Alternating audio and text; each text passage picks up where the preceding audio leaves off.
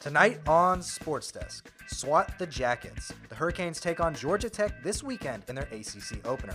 Our In the Trenches crew breaks down how Miami can defeat the Yellow Jackets coming off the bye week. Plus, ACC Nightmare. Canes Volleyball opened their ACC homestand over the weekend, and our O Sports Roundup duo provide the details on what went down. And later on, from trainees to trainers, we'll show you how one Miami student is shifting the dynamics of NIL for lesser-known athletes with the creation of his new app. All that and more. SportsDesk starts right now.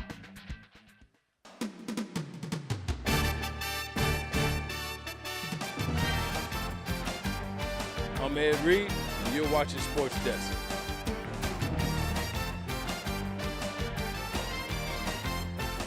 Hi, I'm Jim Kelly, former guy. You're watching SportsDesk. What's up? I'm DJ Williams, and y'all watching SportsDesk.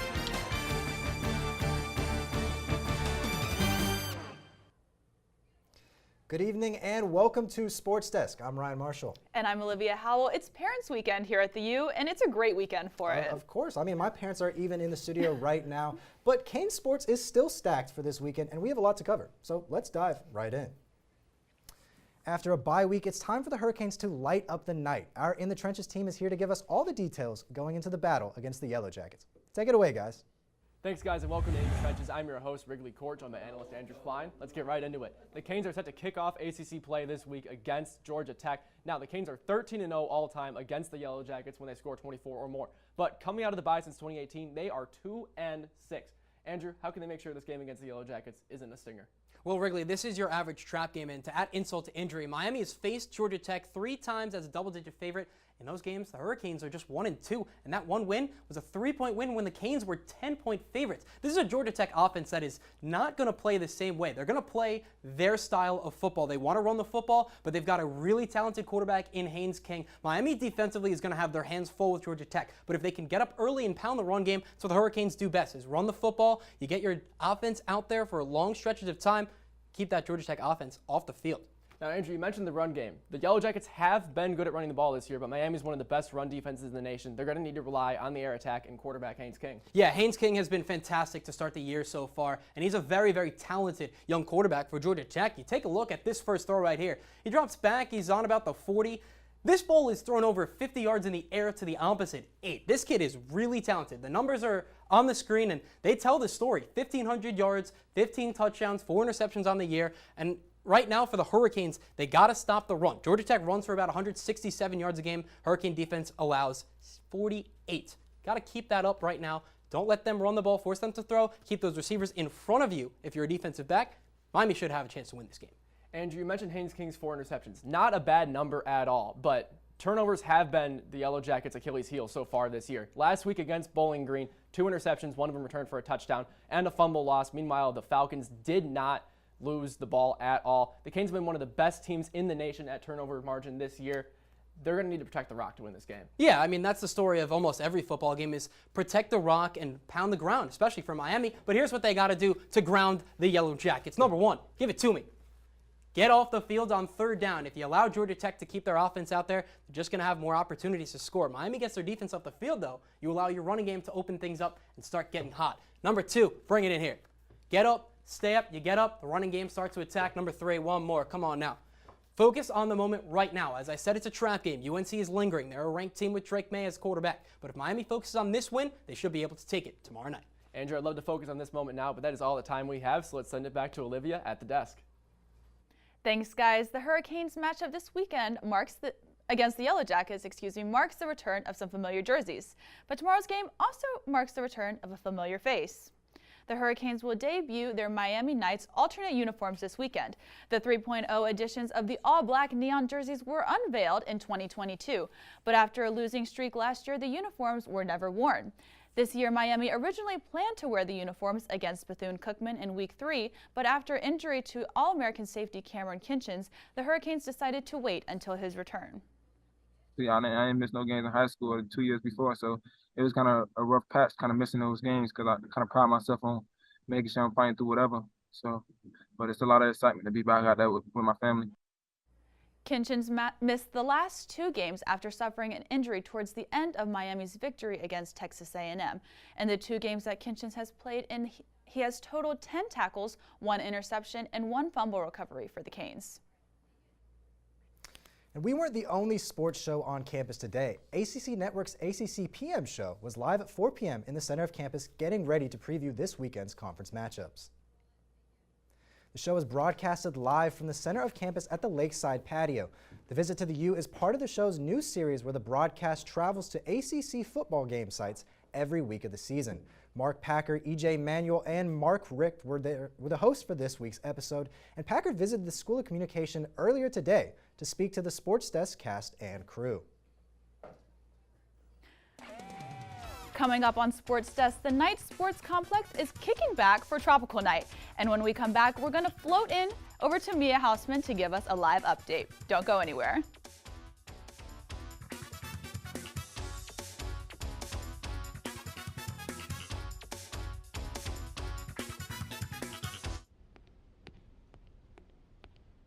There. Can I tell you a cat joke? Just kidding. Why did the girl ask the mushroom to dance? Because he was a fun guy. What do you call a pig that knows karate? Pork chop. Why was the basketball court all wet? Why? Because the players kept dribbling all over it. Can I tell you another one? So how does a tissue dance? Put a little boogie on it. What's Beethoven's favorite fruit? Banana. What is a boxer's favorite drink? Fruit punch.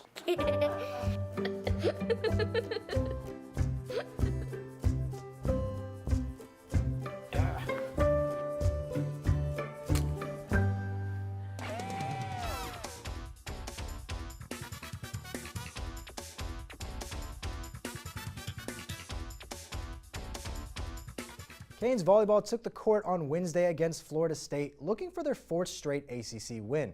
Let's head to the Night Sports Complex and see how they fared against their in-state rivals. And we're going to start early off here in the first set with Tejada getting a kill early on. Later in the set, you're going to see here Miami is going to win a crucial point with that Vok block right there to give them a first set victory. But in the second set, Florida State is going to bounce back to tie it up 1-1. Now in the third set, at the end of it, you're going to see Hereda Colon is going to get this kill right here. Wait for it. Boom! And that's going to give Miami a 2-1 lead. But of course, Florida State is going to bounce back, and they're going to send this 1-5 after they're going to dominate this 4th set right here. Excuse me. And then heading into the 5th set, you're going to see that Florida State is going to dominate again, winning 15-6 as they're going to just, beat down the Hurricanes right here. But that's going to be the end of the match, as it's going to end 3-2 to the Florida State Seminoles. Taryn Jacobs and Zach Macer gave us the inside scoop on all things soccer and volleyball with another edition of the O Sports Roundup. Guys? Welcome back, SportsDesk fans, to another edition of the O Sports Roundup. I'm Zach Macer. And I'm Taryn Jacobs. Let's get into it. Last night, Canes soccer lost to the #1 ranked UNC Tar Heels, and a big part of that was because of their inability to create an attack. Oh, you are so right, Taryn. They only had 1 shot against the Tar Heels. And yes, UNC is the #1 team in the nation. However, the Canes have been doing this throughout their entire season. Against FSU, the game before, they only had 2 shots in the game itself, none of which were on target, and they only scored 1 goal in the last 4 matches. That 1 goal came with literal seconds left against Louisville. One thing is for certain, Taryn, the Canes defense is the strong suit of that team. That's right, Zach. The Canes defense is what is keeping Miami in these matches, especially led by keeper Melissa Dagenet, who has been great all season long. She put down 8 and 9 saves in the last 2 matches, respectively, and also had 20 shots taken against her in both of these games. So she is being tested quite a lot in these games, and without her, these games would be blowouts instead of just 1 or 2 goal losses. And in order for Miami to start racking up some wins, the offense will need to start contributing instead of just relying too much on that defense. But Zach, let's talk about volleyball. Losing in a rivalry match against Florida State always hurts, but something else hurt Miami even more that night. That's right. Middle blocker Abby Cassiano, a graduate student in her last season as a volleyball player on the collegiate level, hurt a part of her leg. It's unknown what it is so far. However, she came back to the match after being injured but stayed on the bench in a boot. It's really tough to say how you can replace a player of Cassiano's ability. One thing is for sure, Taryn, the Miami Hurricanes volleyball had a bright spot in that loss. Freshman Great Lopez had an outstanding performance and can be a real bright spot for the Canes' future. Yeah, Zach, Grace Lopez, outside hitter, 6'1" freshman, has been a standout for Miami all season long, and she was no different in that Florida State game. 23 kills, a career high, 54 total attacks, and 9 digs, proves to be a threat on both the offensive and defensive end. And also, she is currently sitting at 5th in the ACC in kills with 152 total kills. Making this much of an impact as a freshman definitely proves for a bright future for the Hurricanes. Well, that's all the time we have on the O Sports Roundup. Back to you guys at the desk. Following the Hurricanes nail-biter versus Florida State on Wednesday, the Canes volleyball squad is back at the Knight Sports Complex right now, facing off against the NC State Wolfpack. And our lead reporter, Mia Hausman, is live at the Knight Sportsplex. Mia, I see something on your neck. What's going on over there?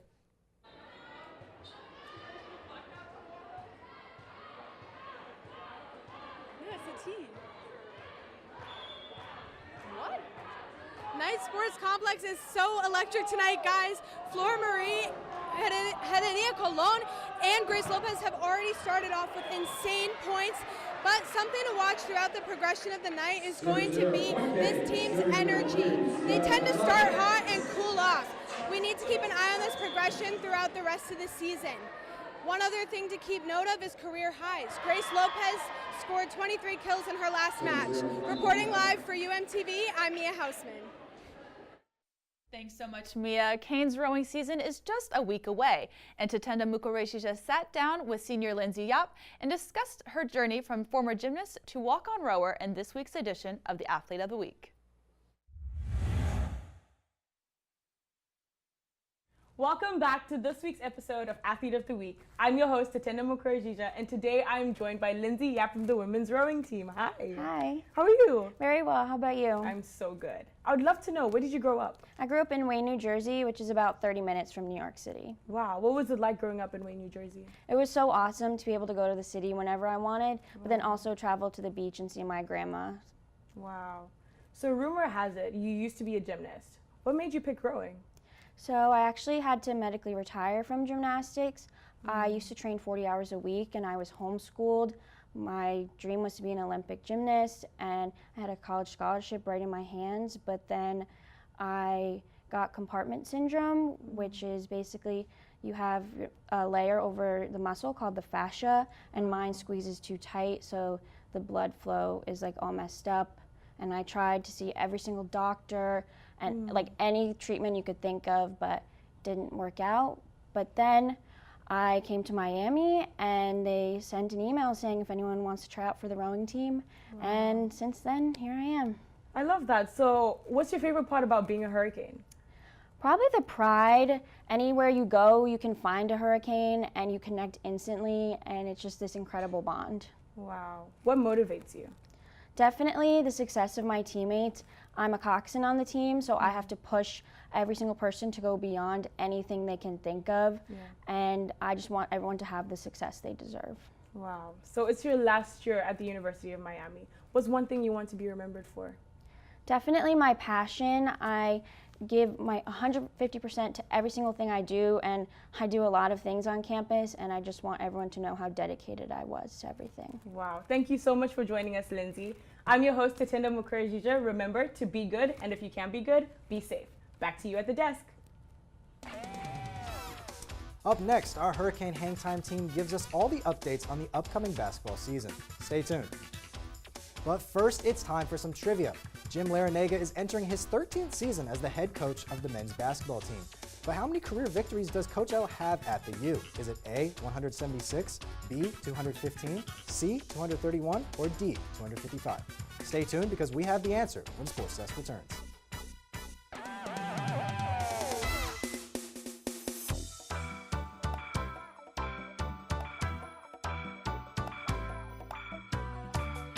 Sometimes we can do things that exclude others. You still talking to your friends? It's complicated. I think he went back in. We gotta go get him. Welcome to Jumanji. Even the smallest words and actions can have a big effect on someone. You have the skills. Because of you, someone's entire day, their year, or their life can change. Remember, the future is in your hands. Visit becauseofyou.org to learn more. Totally, let's do it.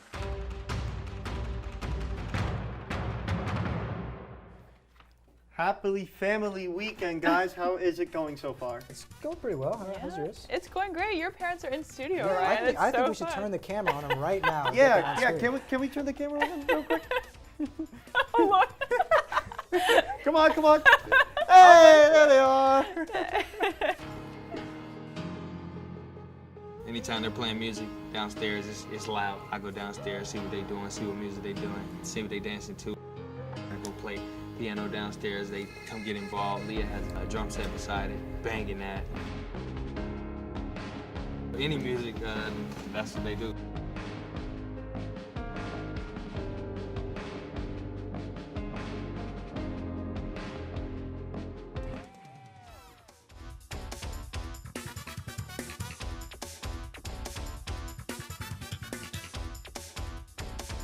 Welcome back. If you guessed D, you're correct. Coach L has compiled 255 wins as the Canes head coach.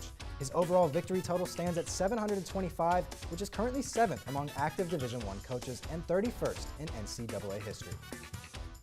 With Canes hoops set to tip off 1 month from today, the Hurricane Hangtime crew is here to break down the ACC schedules of both the men's and women's teams. Guys? Thanks, guys, and welcome back to Hurricane Hangtime. I'm your host, Jordan Cirillo, joined by Michael Muela and Annie Watson. The men's and women's ACC conference schedule was released last week. Mike, what are some of the early matchups you've been keeping your eye on? Well, Canes fans should definitely keep an eye on their first two matchups in December against Notre Dame and Clemson. Why? Because it kicks off ACC play for the Hurricanes. Now, both Notre Dame and Clemson respectively gave Miami their own separate challenges last year in South Bend, and in Death Valley. Clemson was fighting with Miami till the very end, but the Canes were able to hang on and win that game. But also look out for their January 17th matchup against Florida State. Miami went 16-1 a year ago in the Watsco Center. Their only home loss, Florida State. Let's touch on some major wins last season, including Pitt and Duke, and end-of-season matchups that could influence Miami's seeding in the ACC tournament. Yeah, Pitt and Duke also gave Miami their fair share of challenges. Miami losing to both Pitt and Duke on the road last season, but at home in the Watsco Center, Miami got their wins right back. An 81-59 blowout victory over Duke and a win for Miami to clinch that co-ACC regular season championship. And they end the season, in Tallahassee on March 9th. So if you're Miami, you need to win all 3 of those games if you want another shot at the ACC's top seed. On the women's side, the road for the Canes does not start out easy with games against Notre Dame and Virginia Tech. Annie, what are some of the challenges these teams provide that make them difficult to square up with? Well, Jordan, Notre Dame, and Virginia Tech were 1st and 2nd in the ACC last year, respectively, while the Miami Hurricanes women's team was 6th. So it'll definitely prove to be difficult starting off in this road trip. For the Fighting Irish, point guard Olivia Miles is returning from a knee injury, so she'll work alongside other young stars like Hannah Hidalgo and Cassandra Prosper, who thrived in their offseason playing international ball. For the Hokies, however, only 3 of their starters from last year's Final Four team are coming back, either in their 4th or 5th years of eligibility. So they don't have that deep young talent that the Fighting Irish have. However, both of these teams have strong, powerful presences in their home bases of Blacksburg and South Bend, so that will prove especially difficult for a visiting team in the Miami Hurricanes. Despite the rough hand Miami has been dealt, if this team can stay healthy and avoid injury, how big of a run can they make in this year's tournament? Possibly another deep one, with the return of Latasha Lattimore electrifying this offense even more than what we saw last season, and Coach Katie Meyer helping to find another reliable, clutch, game-time player like they had in Destiny Harden and Haley Cavender. The Canes could potentially look at another deep run in the tournament, like their Elite 8 appearance last season, with the possibility of even the first time reaching the Final Four in women's program history. Both squads are gearing up to once again chase the ACC title. Well, that's all the time we have left for today. Let's send it back to you guys at the desk. Canes social media takes no days off, but apparently Niles Nassim does. Have no fear, Manny Nacarado is here to take you behind the post. What's going on, Sports Desk? My name is Manny Nacarado, and look, I get it. I know I'm not your host with the most, but either way, I'm still gonna take you behind the post, so let's get started. Earlier in the week, FSU came into town to play the Canes volleyball team. Miami tallied 62 kills, 57 digs, 50 assists, and 8 blocks in 5 sets. Freshman Grace Lopez had a career high of 23 kills, while Flor Marie Heredia Colon earned a career high as well with 4 aces. The Canes would drop this one though 3-2 to Florida State, but they are looking to bounce back against NC State, which is happening right now. Moving on to some Canes football, Miami's rolling into Hard Rock with some new threads. The team is debuting their Miami Knights jerseys, which are black and green and orange, and with black helmets with a neon U on the side. But this new look isn't the only thing making an appearance on Saturday. Safety Cameron Kinchins is coming back off an injury from the Texas A&M game. He looks to make a big impact now that the Canes will be starting their ACC play tomorrow night against Georgia Tech. And finally, the Hoopers were showing off their stuff on the both men's and women's basketball teams on Media Day. They're getting ready to start their season later on in the year. Important Canes coming back on the men's side are Norchad Omier and Nigel Pack, 2 crucial players in the Canes Final Four run. And as for the Lady Canes, they look to reload with the squad and make another deep run in the tournament with legendary head coach Katie Meyer. Unfortunately, that's all the time I have today. Tune in next week and remember to stay blessed, don't stress, and catch Niles next Friday on Sports Desk. Thank you, Manny. The idea of collegiate athletes being able to benefit financially is a pretty new concept, but lesser-known student athletes can still be left in the dark. Jake Baum spoke with one UM student who used his experience to give these athletes more opportunities. The NIL is a relatively new era of college athletics, and one of the unforeseen challenges arising with the NIL is lesser-known athletes not getting their fair share. Well, unforeseen to some. So my name is Maurice Manswell. I'm a junior here at UMiami. I've created a mobile app called Retrain, and it basically connects K-12 parents with college athletes. Having been a youth coach for years and a collegiate lacrosse player to this day, he realized more young athletes needed easier access to professional coaches. That's Aaron Turner. That's Josh. I would always go train kids, and my teammates would be like, yo, let me get some kids to train, let me get some clients. That's when I thought to create a platform that really matches K-12 parents with the people that they're looking for. It's really only the big athletes that are making the money, so this is really a platform to bridge the gap so that all athletes can make money. Lynn University lacrosse player Sydney Hill has been using the app since its inception. I get a platform to use my accolades and put myself out there and show myself out there on the app that shows surrounding areas and surrounding families with children that are involved in the game of lacrosse, opportunities for me to train them. With an easy-to-grasp user interface and trainers across the country, Hill explains why she gravitates toward using the app to find clients. It allows you to look at an actual map, kind of like an Uber. You see nearby drivers, you see nearby trainers on the app as well. Being able to see your vision come into fruition is a dream come true, and not one that is taken for granted. I saw the vision, and the fact that it's playing out exactly how I expected, it's really amazing. We really just want to be able to be connected with all the universities and K-12 schools in America, hopefully even the pro leagues like the NFL, NBA, and stuff like that. For UMTV, I'm Jake Baum. Still ahead, we'll take a look at how one MMA fighter is using his knowledge to teach the next generation for free. Stay with us.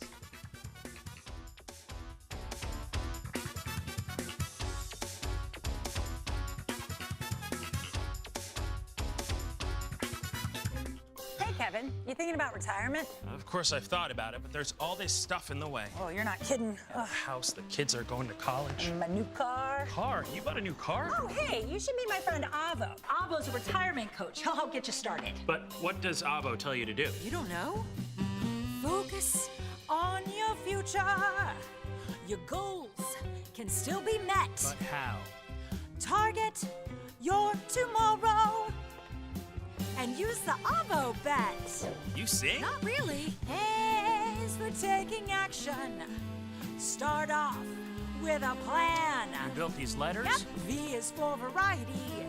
There's so many ways you can. I follow you. Come on. O's for optimize your savings. Let Avo lead the way. Visit aceyourretirement.org today. Nice sign. Thanks, I made it myself. Cool.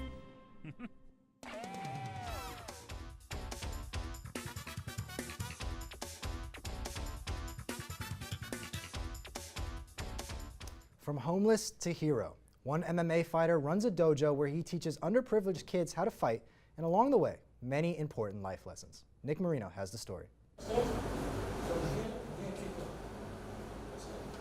Ollie Tillman doesn't look like your average mixed martial arts sensei, and he's okay with it. You know, can't judge a book by its cover, you know, you'll be so fooled. Like, Ollie grew up right here on the streets of Little Hialeah in Miami, where he had to fight just to stay alive. it's a lot of bullying, a lot of fighting, a lot of murdering.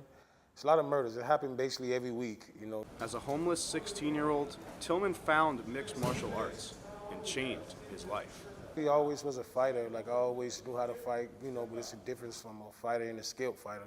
Tillman, or Master Sensei as his students call him, has always known that he could help others through mixed martial arts. So, in 2021, he opened Mighty Warriors Dojo in the center of his old neighborhood with the help of local sponsors and fighting winnings. This dojo is completely free to local kids, and any money Tillman gets, such as $5,000 from a pillow fighting competition, goes right here. And I use the money, of course, for my kids and make sure we had school giveaways and, you know, we make sure we continue our food on the weekends and, like, you know, stuff like that. He does not make any money from the dojo, and he doesn't care.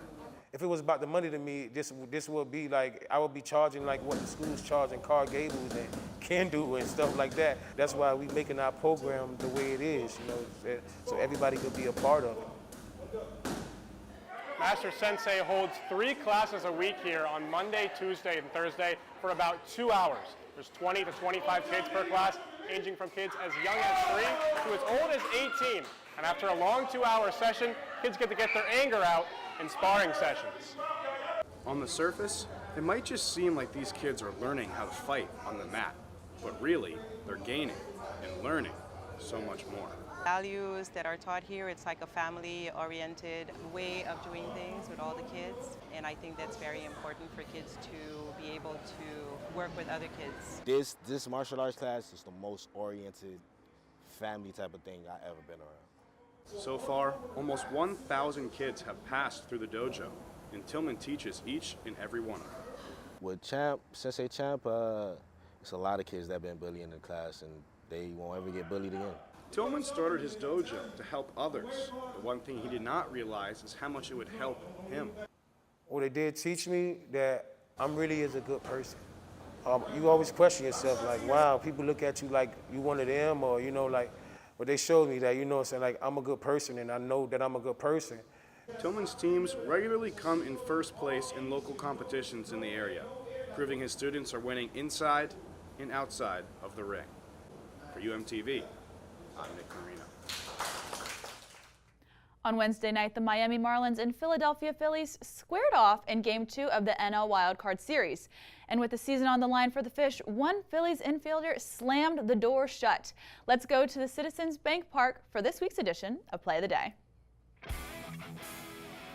The bases were loaded in bottom of the 6th inning with 1 out, and Phillies second baseman Bryson Stott takes the first pitch he sees deep to right center and sends it to the stands for a grand slam, putting the Phillies up 7-0. Let's take another look as Stott absolutely turns on this ball. Smooth swing and sends it 412 feet into the crowd, making this just the second grand slam in Phillies postseason history and ending the Marlins season. Phillies will go on to win 7-1, and they're off to face the Atlanta Braves in the NLDS. And that's your Play of the Day. In preparation for the heated ACC matchup against the Georgia Tech Yellow Jackets tomorrow night, Sebastian the Ibis had his own plans to take down the opponent. Let's take a look. As you can see here, Sebastian, the hunter for Yellow Jackets, is out on the prowl. Oh, he's chasing after the Yellow Jacket. Look at him. That guy is running for his life, but I'll tell you what, I'm going to take Sebastian in this challenge right here. Oh, he's going to stop, get tired, and Sebastian just finds him. But why? Why are you running? Why are you running, Yellow Jacket? Get back here, because you know Sebastian's going to catch you. The Yellow Jacket's going to fall to the ground and just, oh, we're going to cut to black. What happens here? What happens here?